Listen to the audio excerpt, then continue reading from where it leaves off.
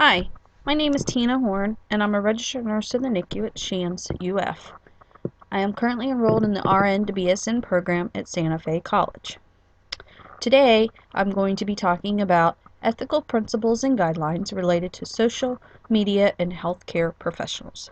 This is just a brief PowerPoint presentation, and I just want to bring awareness to this new age technology that most people are engaging in, and I can honestly say that I do not, and I'm trying to be very old school and old fashioned about it and raise my daughter, who is 11 years old now, to not get so wrapped up into this social media day and age and time that these kids are now in also as well. So, my purpose or goal of this presentation is to bring awareness and discuss to student nurses and registered nurses of all ages with information regarding the positive aspects of today's technology of social media usage, along with the potential legal and ethical issues that arise with this growing trend. Now, and when I say social media, this is referred to as, probably known by the majority in this country as Facebook, Twitter, YouTube, MySpace, or any other web-based service that allows the individual to construct a public or semi-public profile within a bounded system. Secondly, articulate a list of other nurses with whom they share a connection. And thirdly, view and traverse their list of connections and those made by others within the system.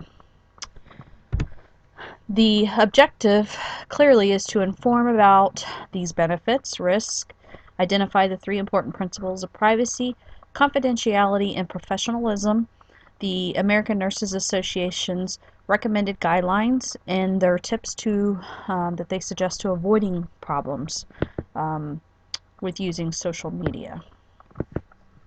So first of all, the benefits of using social media provide many opportunities to unlimited knowledge and exchange among each other and many others. Social media in the nursing profession can be used for collegial interchange of knowledge, dissemination and discussion of nursing-related education, research and best practices, and educate the public on nursing and health matters. Nurses and nursing students have an obligation to understand the nature, benefits, and consequences of participating in social networking of all types. Online content and behavior has the potential to enhance or undermine not only the individual nurse's career, but also the nursing profession. Risks that are involved are very high stake and definitely not worth it. Information can start to take on a life of its own, where inaccuracies become fact and simply gets out of hand or out of control. Patient privacy can be breached, the public's trust of nurses can be compromised, and individual nursing careers can be undermined. The three things that should never be forgotten or lost in the practice of care are definitely privacy, confidentiality, and professionalism of the nursing profession. According to Prinz, who published an article that I found on professional social networking for the nurses, stated that healthcare is one of the most regulated professions in the United States, and nurses are held to the highest standard of confidentiality. Always adhere to the Health Insurance Portability and Accountability Act that, as we should all know, is HIPAA regulations, and maintain professional boundaries of the nurse-patient relationship. The American Nurses Association has done a very good job on their website of listing and compiling fact sheets and handouts and brochures of the principles for nurses regarding social media and how to avoid the risk or problems that can arise or cause trouble for the nurse. The ANA's principle of social networking states 6 principles, and it's suggests nurses must not transmit or place online individually identifiable patient information. Nurses must observe ethically prescribed professional patient-nurse boundaries. Nurses should understand that patients, colleagues, institutions, and employers may view postings. Nurses should take advantage of privacy settings and seek to separate personal and professional information online. Nurses should bring content that could harm a patient's privacy, rights, or welfare to the attention of appropriate authorities. And last, nurses should participate in developing institutional policies governing online conduct. The American Nurses Association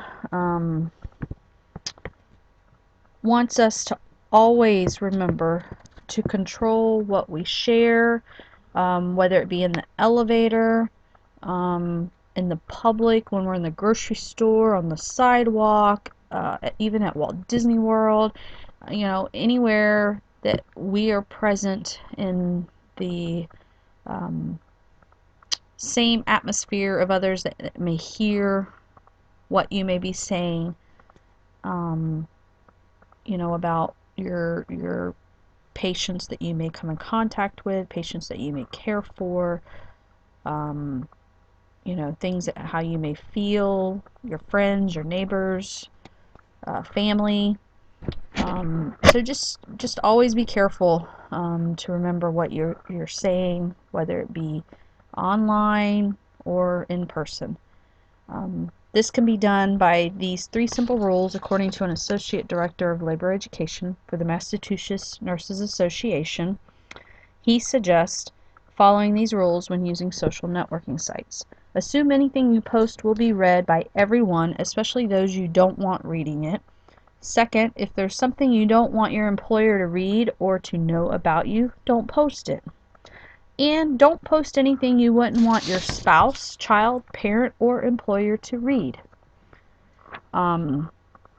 So those are all 3 very simple rules to always have ingrained into the back of your brain in regards to using these online social networking sites.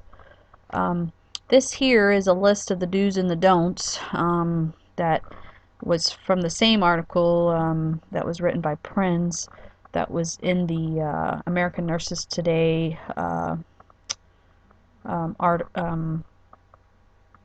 journal article on professional social networking for nurses. And clearly, these are all things that we should already know, things we've learned about in school for those that have been out of school for a long time, that are new to the social networking world.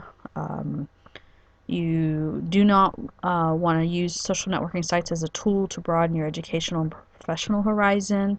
You just want to stay abreast of your employer's policy on social networking and internet use. You do want to educate yourself about privacy settings on websites you use. I'm sorry, go back to the social networking sites as tools to broaden your educational and professional horizons. That is something that you do want to use as a benefit. Do be aware that current and future employers may see what you post, and know that your employer has the right to monitor your online activity on work computers. The don'ts is don't use social networking sites at work. Don't reveal personal details such as your employer, your address, or your date of birth. Don't use your employer's email address or handle. Don't upload images or videos of yourself in a clinical environment or a uniform. Don't discuss the patient's visitors, vendors, or organizational partners. Don't talk about your coworkers, the physicians, your supervisor, or your employer. And don't discuss clinical events or news stories about your employer. And don't most importantly, friend patients even after they're no longer patients, and don't give medical advice online.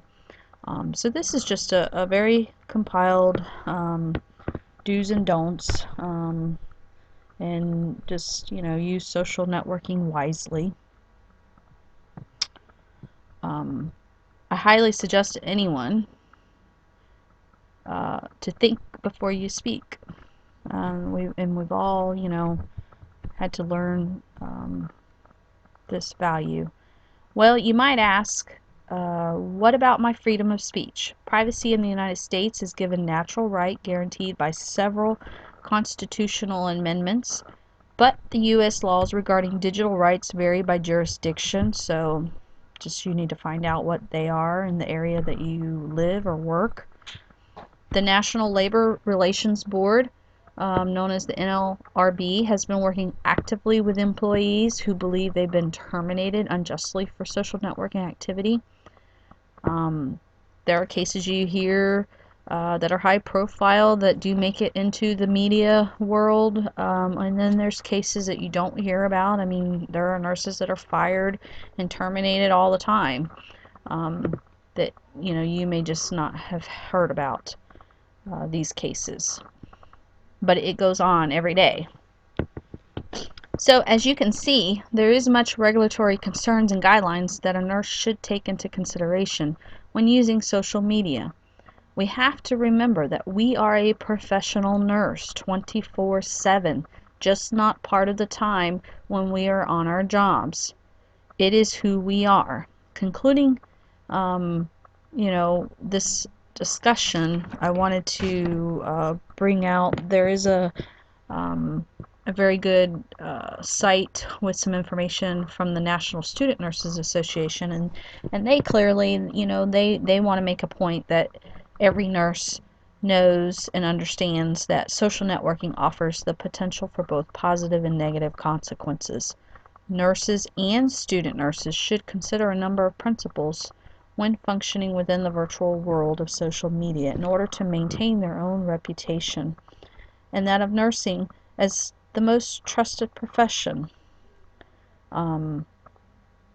This is definitely, a topic of discussion that could go on for days and days. Everybody's got their own feelings and opinions about the whole thing, since a lot of people's lives do evolve around social media. So I just clearly wanted to bring some little bit of clarification or understanding to the principles, guidelines, do's and don'ts, the 6 steps to this controversial aspect of being a professional healthcare worker. And this just completes my presentation. Does anybody have any questions?